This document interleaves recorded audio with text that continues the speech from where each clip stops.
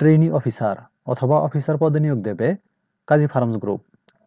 পদের সংখ্যা নির্দিষ্ট নয়।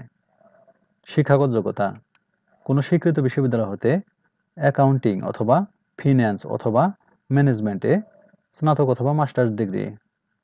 অভিজ্ঞতা 1 থেকে 2 বছর। ফ্রেশ গ্র্যাজুয়েটরা আবেদন করতে পারবেন। মাইক্রোসফট অফিস সম্পর্কে ধারণা থাকতে হবে।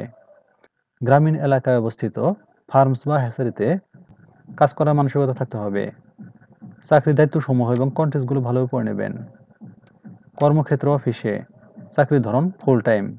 কর্মস্থল বাংলাদেশের যে কোনো স্থানে।